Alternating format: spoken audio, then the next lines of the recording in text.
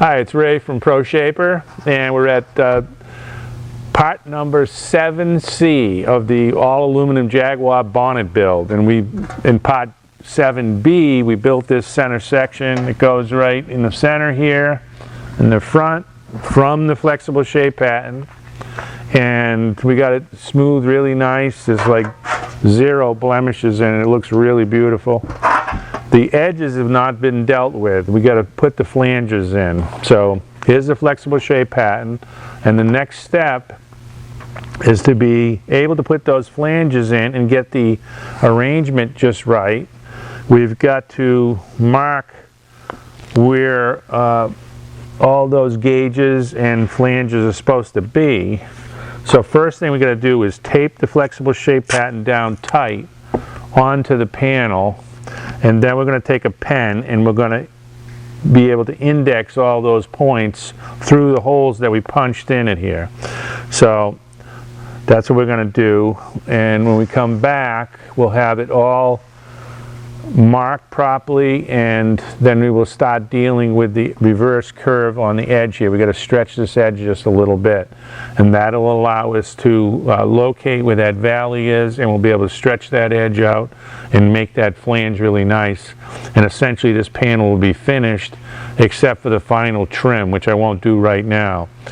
Now, in one of the questions on the YouTube comment section was asking about how to deal with how you come up with the trim. Well, this is the trim edge right here by the flexible shape pattern, and what I'll do is I'll take a superfine Sharpie. I'll have this on here really tight. It'll be all indexed, and now the indexing will be done with all the index points here. Will all have a little dash in them, so I can just line those all up, hold it tight, probably tape it down, and then I take the Sharpie and make a nice line. Now, if you're super careful, you can get your flexible shape pattern edges really nice without any fuzz or anything on them. These got a little bit of fuzz, so you get a little bit of an indistinct line. So then what I do is I take the superfine super fine tape, blue vinyl tape, and I'll take that super fine line that I created with the Sharpie, and I'll snap a nice line, and I'll take out any little minor errors. So what I do is I call it idealizing the line. Now this red line you see here, that's the index line. So this will finish this panel up. This is 7 part C, and then part 8 will be the other section of this power bulge in the middle of the hood here. So that one should go pretty quick. It doesn't have as much area change and arrangement value change, so it should be a lot easier. It might be done in one go, and we might be able to, in part A, trim that and line these up and get them tacked and welded together, so we'll have this whole center section done. Now, generally I won't trim the outer edge until I have that part on there, and then I trim them all as an assembly. So next step is I got to put all the little dash lines in through the holes here. I got to tape this down. I'll get that all done, and then we'll come right back. So we're back, and we've got this all marked now from the flexible shape pattern. The red lines are the weld index lines. There'll be 3 of those on this, and then the blue line is where the flange starts to tip up. We're going to be using the tipping wheel, a different tipping wheel, to do that one. And the dash lines are all the gauge lines. So I just bent this by eye. I don't even think I even tried the gauges the other day when we finished up with 7B, and you can see that's looking pretty good right there. Just maybe a little fine adjustment. That was 31, and this is 28. It needs a little adjustment there, so I'll have to adjust those a little bit.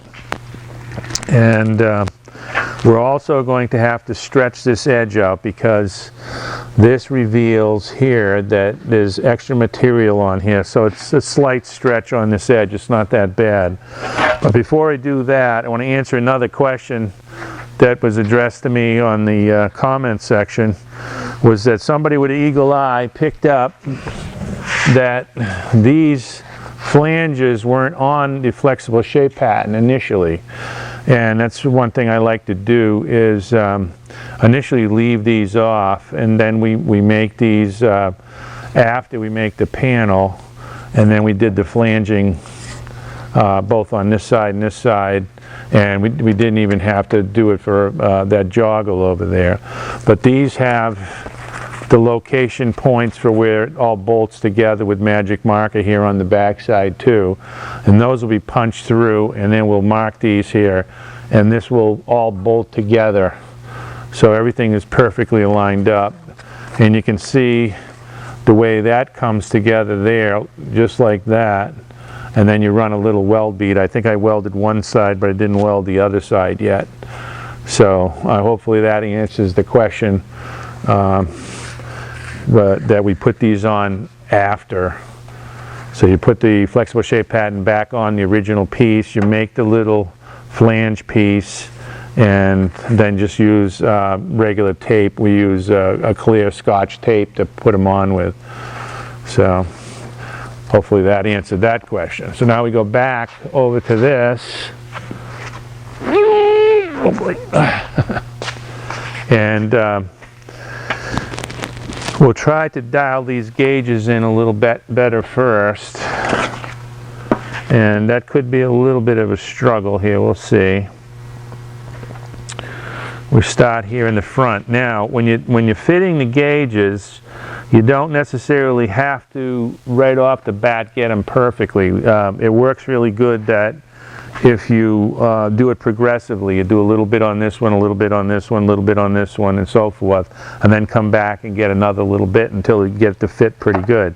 Now these might not fit really good until we tip that edge out and stretch that edge, so it might be a little resistant to doing any work on them. So we'll try seeing if I can get that a little better. And that will be, you always have to use a protective surface here. We have the beater bag, and then I put a nice moving blanket on my wood bench. So I'm going to open this up a little bit right here.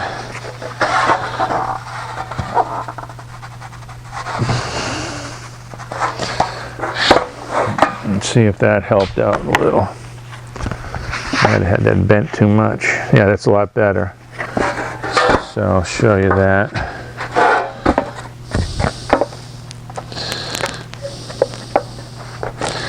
Now, there's a little gap right here which implies that I might have to just bend that a little bit right there. This 060 is pretty stubborn, but it does move. You just got to oomph it a little bit. There you go. See, that came right up nicely. So you index it right on where I put the magic marker dashes, and then we have an index line for each gauge. We usually offset that index line so you don't have to worry about which way it goes. If it's offset, it only goes one way. So that's gauge number 26. Now we'll get 27 and see what 27 says. 27, index mark is this way. Alright, so this has got too much bend in the middle here, see? So I got to take some of the bend out in the middle. I don't want to take it out on the edges so much, I just want to get it out in the middle. And you got to go easy, otherwise you'll kink it. It's not the end of the world if you kink it. Okay, that's pretty decent. Still could use a little bit more. Give it one more shot. But remember, we put the correct area value, which is the DNA of this panel. That's its unique fingerprint or signature. So if you get that area value correct, it's going to fit good. Now I got to put a little more back in it. I took a little bit too much out. So now I put a little more back in. And all of this stuff, you have to be patient. There was another comment about how slow this process is. Well, this is hand building stuff. It is slow. But when you consider the other way, mass production, you'd have to spend probably millions of dollars today to build all the tooling required to stamp this all out. So I don't think that's an attainable goal for most people in their two-car garages. So you have to go through the slow process of bringing these things to life.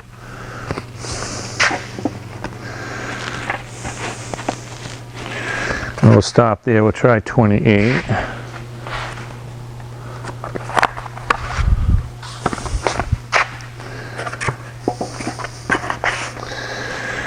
And 28, we're going to put a little more bend right here and here.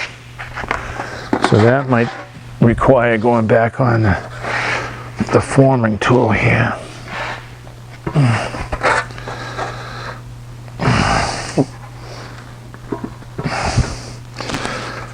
Now, I was thinking about it, that based on one of those comments about how long it takes to do this,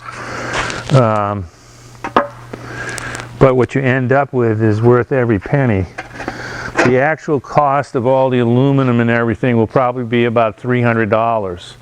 The rest of the value of making this is all in the labor. So it's a very labor-intensive process. And you know, I've got a lot of fancy tools with the big English wheel and stuff, but you can do it with a lot less amount of tools. You saw the shrinking procedure didn't require anything really expensive. And well,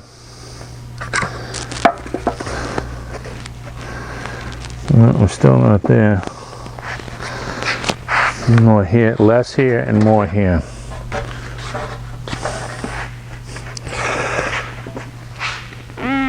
And you can't argue with the results. I mean, let's do a little close-up of that panel.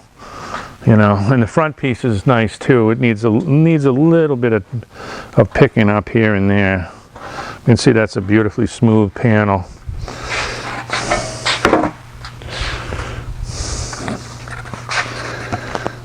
And like I said, any mistake that you make is fixable.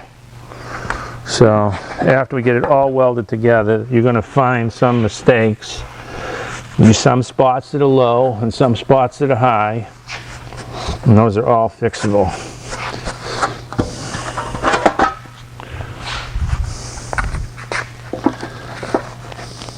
Well, it's not cooperating.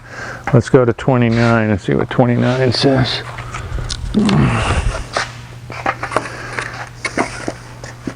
Alright, so that's got a lot more rock than I need right there. So I got to get that fixed. That could be affecting this one.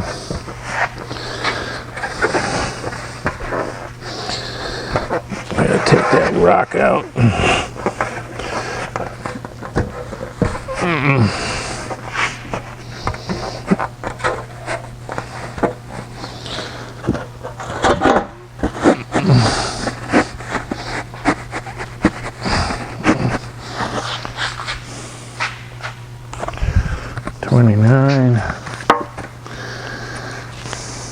Okay, that's better, but it does need more in the shoulder here. So that's very important. If you go like this, it'll tend to bend over here. So you got to locate your hands right where it needs to bend.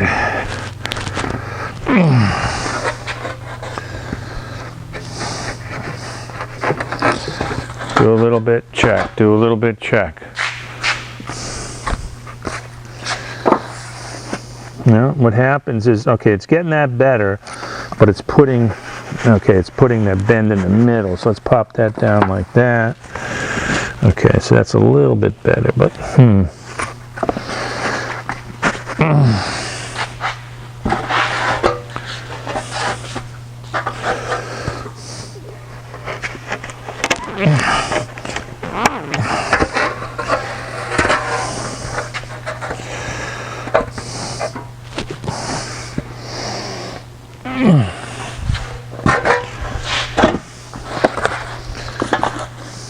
All right, so that's nice, that's nice. Just got to bring that center down.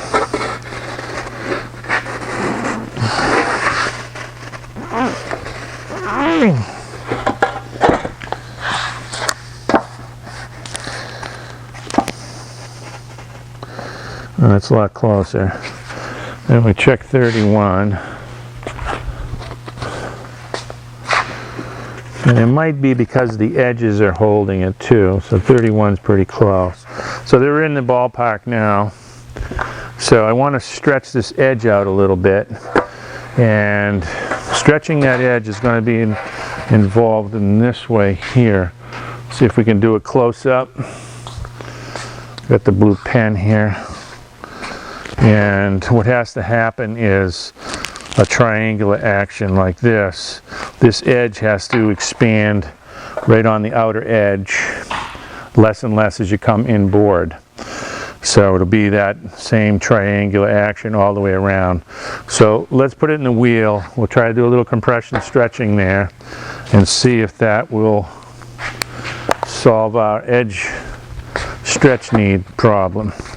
So we put this back on, and it really doesn't show that it needs a ton there, just a little bit, so it's not much.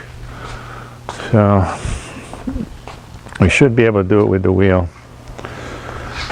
Let's try it. Now you can do this probably in the shrinker stretcher. You can do it in the planishing hammer with a linear stretch die. You can do it in the power hammer with a linear stretch die, or you can do it in the English wheel. You can do it actually with a dolly and a hammer too. It's just all about being careful of where you're doing the work. So as you see, as I stretch that edge, you'll get a wave action going on here, and that's what we're looking for. Now if I overstretch it, and I can monitor how much I've done by looking at the flexible shape pattern, can tell me where I'm at. And with this arranged like this, I can get it in the wheel pretty easy. Once I flip it up, it's not going to be that easy to get it in.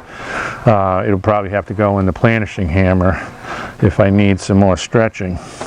If I stretch it too much, it's very easy just to put this in this shrinker and kick shrinker and just kick shrink it back a little bit. And some of this is going to be cut off too. There's about 3/8 of an inch of extra material here, so it'll be going away.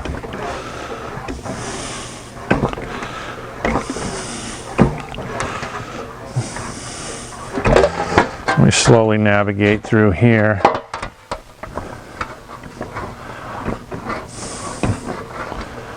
I got that blue line as my guide. Remember, I'm doing that triangle, so most of the action has to take place out on the edge. Come inboard just a little bit. I'm doing the outboard part of the edge first, and I'll come in a little.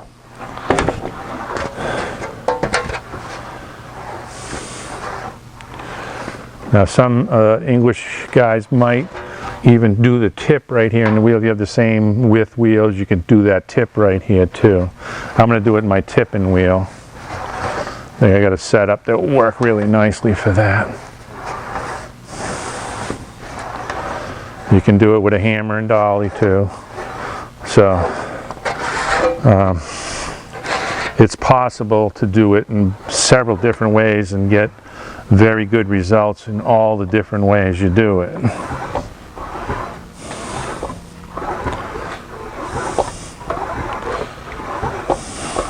Wheeling the edge, aren't you affecting the area?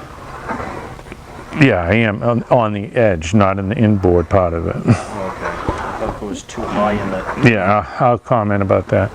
And by wheeling this edge, it's all localized. The area value is being changed, but I'm not affecting the inside of the panel at all. Just the edge, that's all. That blue line is like a barrier line.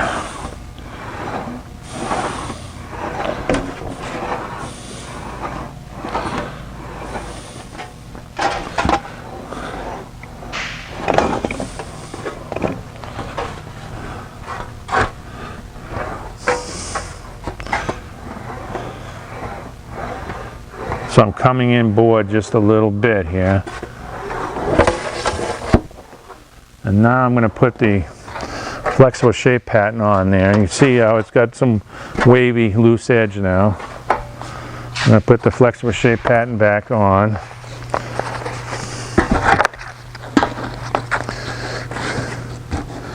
And we're going to see how this lays down. We could even trim a little bit off. That'll make it a little easier. I didn't put a perimeter mark on it, but I could. Yeah, I think I might do that. Yeah, I think that's what I'm going to do. I'm going to have to tape this back on, and unfortunately I didn't put a perimeter mark. I'm going to put a perimeter mark, and I'm going to cut it to within about 1/8 of an inch, so I still have an 1/8 sheet room on either side here, all around the perimeter. This one I'm not going to cut at all. It's just around this perimeter part here. So I got to tape it back on, and I'll be back in a minute. All right, so I got the edge marked, and I trimmed it off, and I'll run it in the wheel again. We'll do a little bit more stretching on that edge. Same procedure, just right on the edge. We'll come in a little bit. But now all that extra, I left about 1/8 of an inch or so. That's a good insurance policy. Always better to have a little extra material.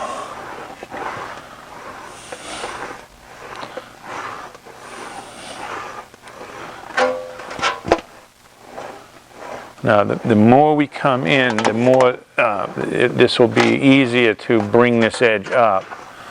So you got to watch your wheel where it's biting here and making the contact mark. So I came in.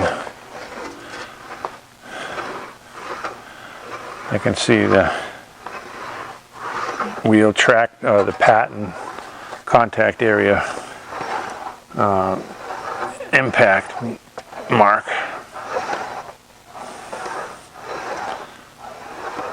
It's starting to give that nice wave. We want that wave. Like I said, if we go too far, we'll just put it in the shrinker, shrink that right up.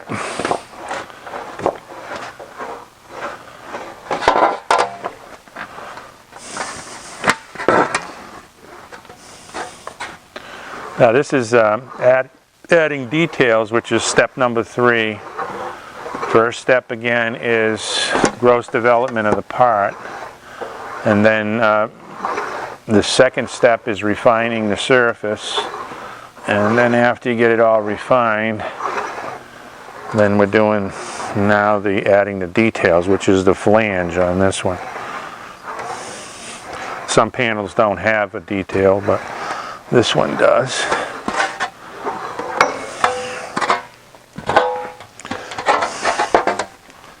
And then after we get it all welded together, we're going to find some mistakes. That's the 20-foot look. You observe your panel assembly from 20 feet, and the light will show you where you're deficient, and you just go after those. Shrink the little spots that might be overdeveloped and stretch the spots that are underdeveloped. And no matter what you do, there'll always be some kind of micro flaws in it. And of course, if it's polished, you won't even see them. And if it's painted, the primer will solve all those problems. And the nice thing about building new like this is you don't have to fight the rust demon. If you're restoring an original E-Type, even this hood, this whole bonnet assembly has a good portion of rust on it that has to be repaired.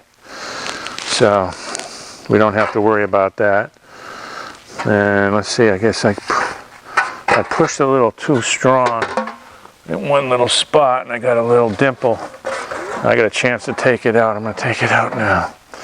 Now, I was pushing these down here to, down from the other side to try to get a little of this curve out. But now I can put it in the wheel like this and just lift up on it, and that will help set that arrangement. You don't want to do it too hard because you can make a mark also. So I'm lifting up. And then over here was a little deficient, so here you do the pull down.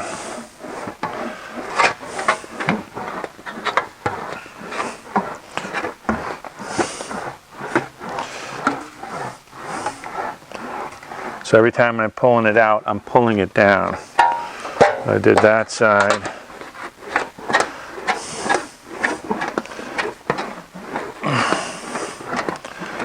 Now I did this side.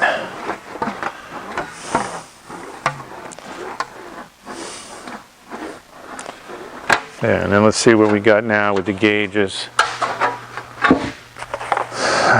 We got, I should say, we have. Let's see what we have. I always use gut for some reason. Okay, that's pretty decent. The end one's pretty easy all the time. No, it's the ones in the center that are a little more difficult. Right, there's our index point. Okay, that's not bad. A little bit weak over in here. We'll try that on the wheel a little bit more there. Same thing here. Alright, so let's try to induce a little more roll on 28 and 29 here in the wheel. It's pretty loose pressure.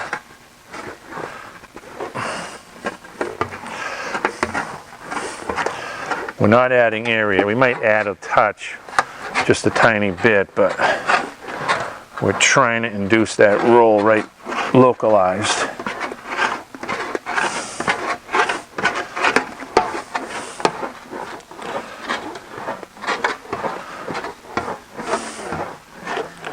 I'm going to do that side. Come over.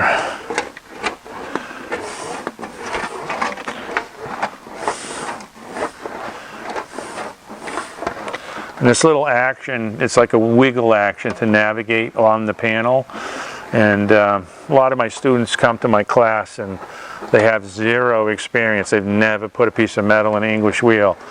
And literally it takes about anywhere from 5 to 15 minutes for somebody to become proficient at it. And when you start thinking about it and you're going like this, you end up screwing up. You have to let your brain solve this problem. It becomes an automatic thing. So you just do it and your brain figures it out.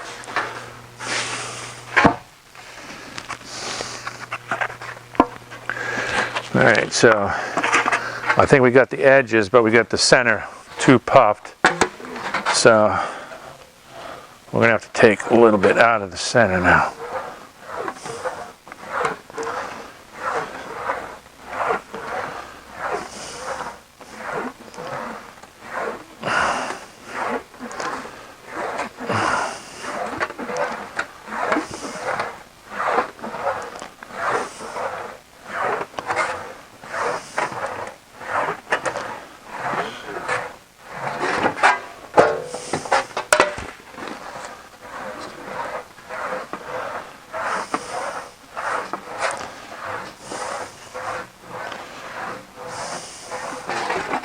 Let's see what that says.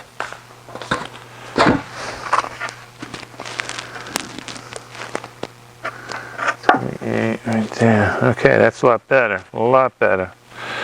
And it's almost there. Now, of course, I'm pushing down on this, but that's what this flange is going to do for us. That flange is going to set the panel once we put that on there. Looks like I lost most of my marks here. Oh, look at that one. That one's fitting really sweet now. All right, so the next step, we got the gauges fitting pretty good. The surface condition is really nice. And now we're going to start doing the tip.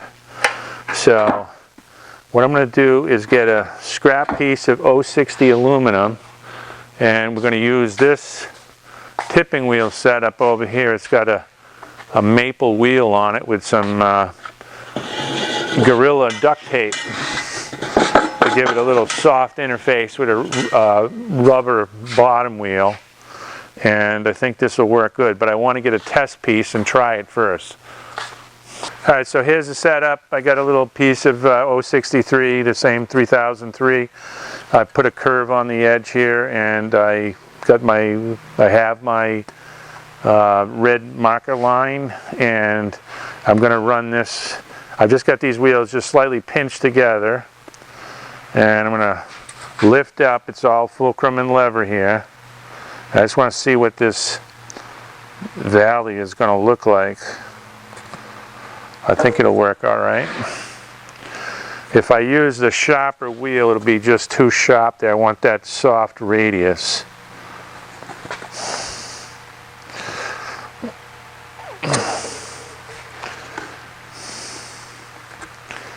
This is one of the English wheels I used to make, I don't know, probably 15 years ago or so. And I converted a couple of them into tipping wheels. This one's still a work in progress. I've been meaning to improve it quite a few times. I haven't had the chance, but it works pretty good the way it is. You see, I don't have to crank it through. I can just push it through. It's just strictly a fulcrum and lever situation. So I really don't like motors on these because, and I've had motors too. I've had all kinds of electric motors, gear motors, and all kinds of stuff, and I've come to the conclusion that pushing it through works the best. Now there are times where the motor will come in handy, but in my practice that hasn't been the case. So that's a really nice soft line, that radius zone there. It's not biting or anything. That tape on the wheel, again, super simple. You don't have to, you know, turn something up out of tool steel or anything. This is just some maple I had hanging around. Turn that up in the lathe, and this is a material handling wheel they probably bought on eBay or something. And this is just fulcrum and lever. This is the fulcrum, and you are the lever pulling it up. So it looks like we're all set. Let me get the panel and we'll try it out. So it's on the blue line I want to go.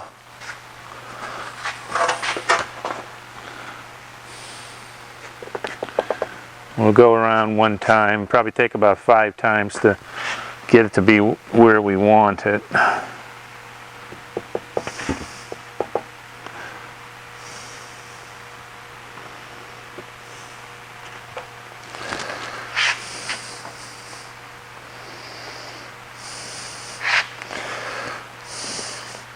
Now a lot of the English wheels, the cast ones, the Frost and Edwards, they have the shaft, and with that shaft and the crank and stuff, you can do operations like this.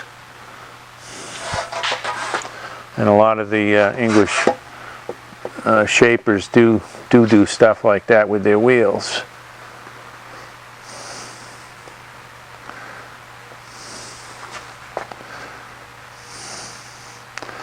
Now I'm putting my blue line right in the center of that wheel, right in the center of the marker. Now that's come up a little bit. And I think one thing we didn't do is we haven't made a gauge set showing that proper angle. So we might have to make some gauges to refine it just perfectly. But once it gets to be where it wants to be, it'll look right. You'll see it, but we might have to refine it a little bit after, with some localized gauges.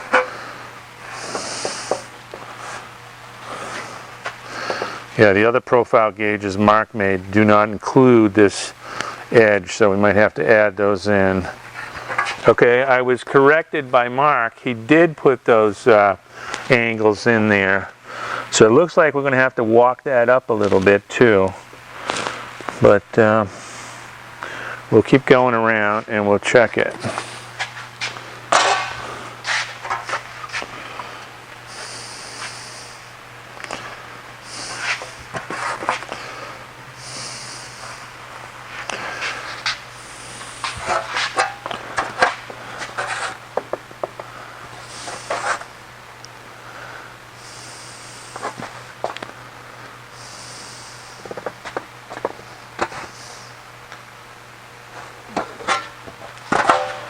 Go through one more pass here. And it looks like I had to go inboard a little bit with it, so I'm going to walk it inboard a little bit.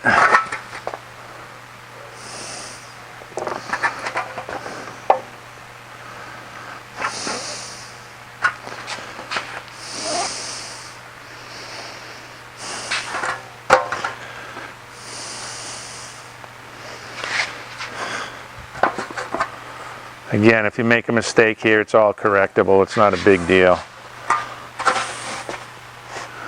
Try your best not to make the mistake, and then that's the shortest route to success.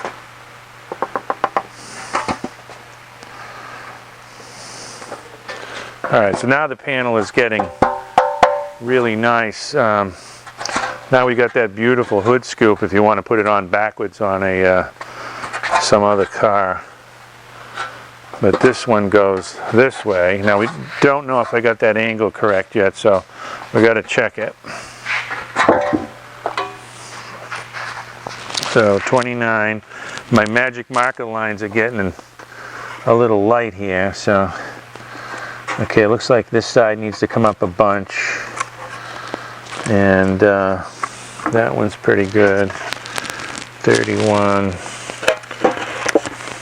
I'm going to add some radius in here, but we got to get this flange up, and then we'll dial everything in as we go. This one goes here. Okay, it looks like definitely I have to come inboard a little bit more, so we're going to go through a couple more passes, inboard a little bit.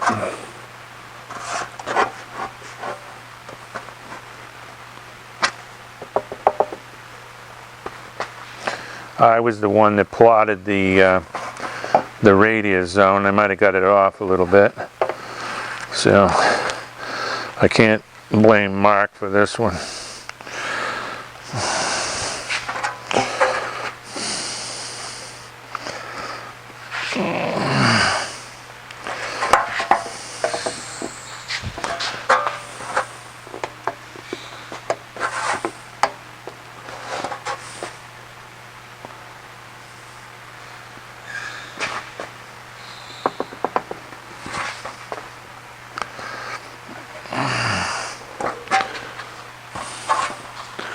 So if we look at this over here, that's a really soft radius, and I've got it maybe not as soft, so that means if I move in, it'll soften up a little bit. But it's really looking sweet. And this, now it's, the panel is stable. You don't have any loose edges or anything, and we're looking really good. But what I want to do now is check to make sure the flexible shape pattern fits on there good, and if it needs a little extra, that will inhibit it coming up. So we're going to check to see if we need any more stretch on that edge. All right, let's just give it a little quick test fit right here. Look at that, pretty sweet. Still, the edge has got to come up a little bit more, so let's see what the flexible shape pattern says. Now remember, no buck, just flexible shape pattern, that's it, with the gauges.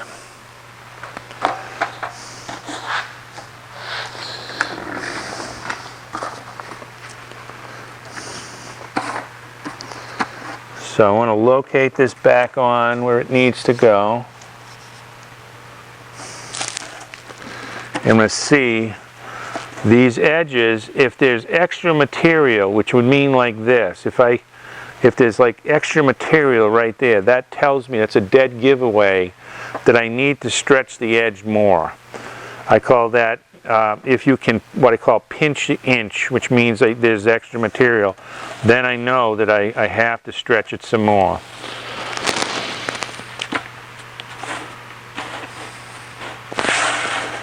And it's looking actually pretty good. I might be able to get away with what I got here. And I probably, yeah, this side looks like I could use a little. It won't hurt to have a little extra because it's, like I said, it's so easy to shrink back. And this is all going to be a weld zone. It's all going to be scratched up and stuff eventually anyways. So let's see. Now I won't be able to get this in, I don't think. You can see it'll bite here. But let's see, maybe I can get it in from the bottom. Let's see if it bites there. No. So it looks like I can do it this way.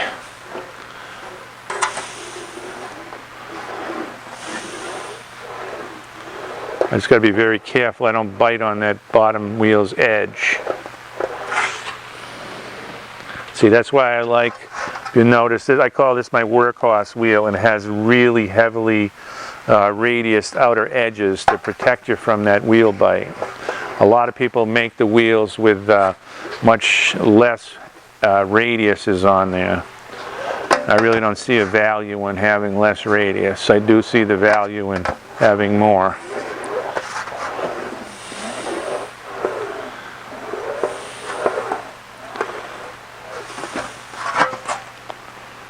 And be careful. Did I bite?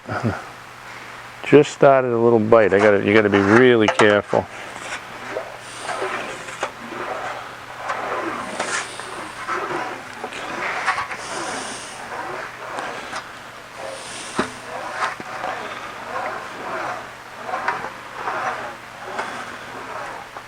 Of course, when you have a bite, a wheel bite, top or bottom wheel biting, it makes a mark.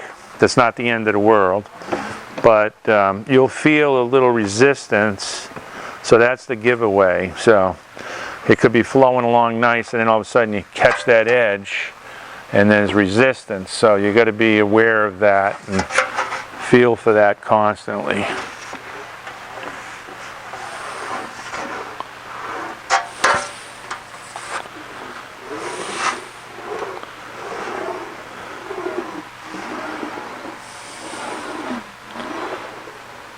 Okay, now we'll go back to the tipping wheel and we'll give it another dose.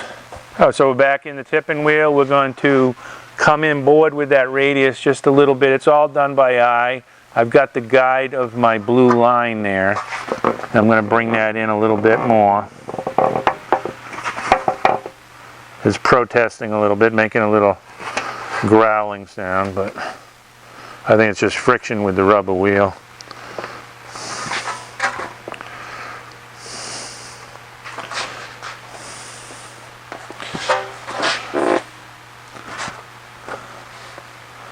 It's another good use for Gorilla Tape. I was a slow adapter to Gorilla Tape. I said, wow, they were asking a lot of money for that.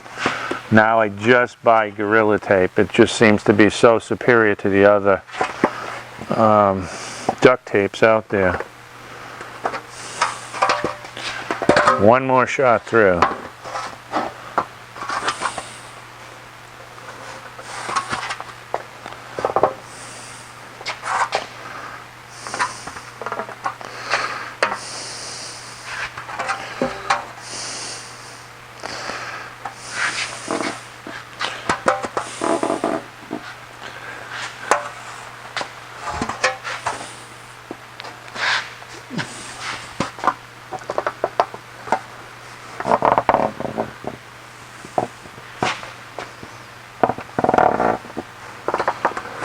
Okay, so now we'll put it back on over here again, and that's fitting pretty nice over here, and the line looks really nice.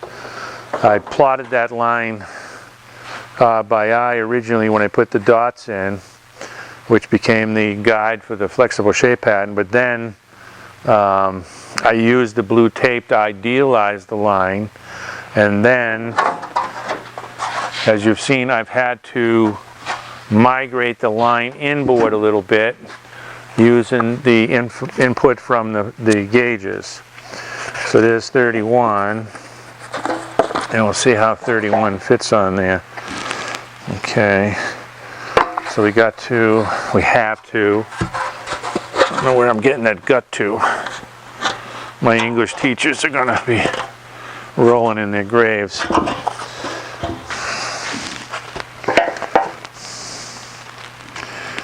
Alright, so that fits good there. This needs a little more here. So now we'll see if we can dial this in a little bit on the beater bag and the forming tool over here. So I've got my index point, and it's telling me I need a little more right here. So I give it a little push, and I keep trying it until I get it good. Okay, so that's good there. The angle is good on the flange too. This side here needs a bunch more in the radius here. Got to pump up that radius a little bit.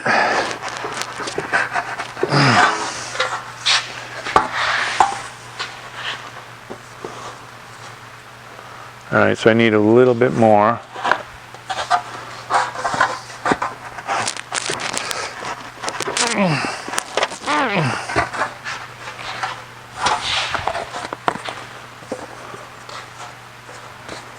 All right, that's looking good. Now I got to take a little bit out of here, right there in the center. All right. That is looking pretty close now, so leave that one alone. And then the next one is 29. Yeah, it will. 29.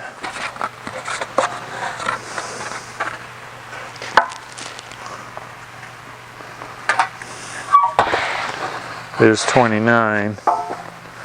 That's looking pretty sweet, actually. It's not that. And here it is right there. There's our index point. So our radiuses down here are good. We need a little bit of tuning. You can see it's just a real minor.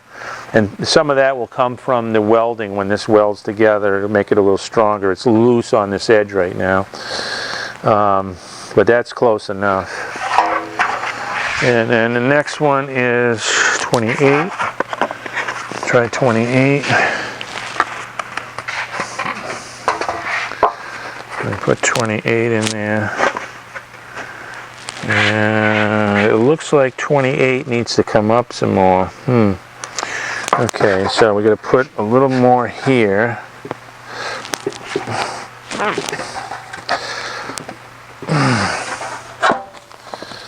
$28, that's better. It's a little short on the sides over here. Well, let's see what the other ones say. 27. There's this one. That one's pretty good. That's almost right on the money. So right now 28 is the one that's the most off. And it's very minor too. And that one's beautiful. That one's right on the money. It's nice and smooth. And then we have one down the center. We'll see what that one says. That's number 30. All right, number 30 says we got too much rock here.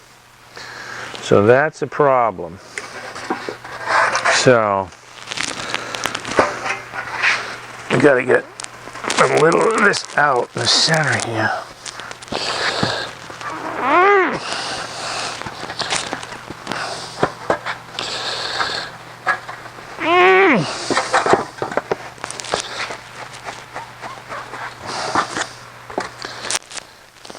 Still a little strong.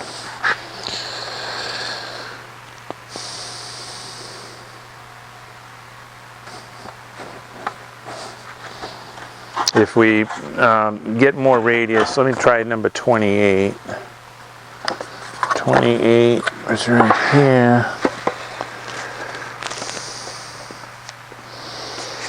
Okay, it needs more radius on these edges on this one, so 28.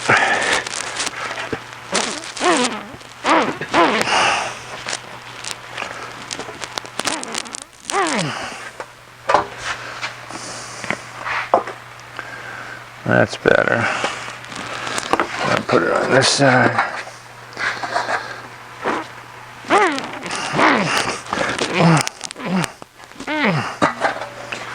Again, it's all small little increments. If you try to do too much, you'll bend it. All right, so this says that, I want to double check that. That's about, I can put the flexible shape pattern on there, but that's about 18 inches up in here. Okay, so that fits pretty sweet there. So, wait a minute.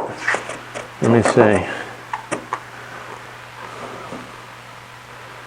Yeah, that fits okay. So, it looks like the radius has to come up a little bit right in here. So I might have to pull that radius up a little bit, which will affect this curve here, which is a little overboard right now. So, let's see.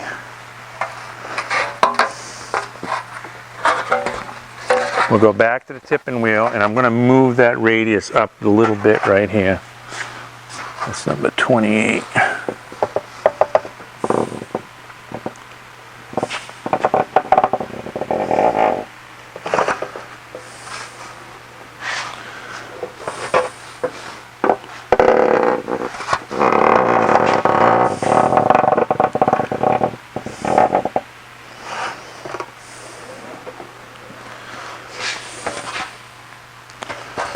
We'll go this way.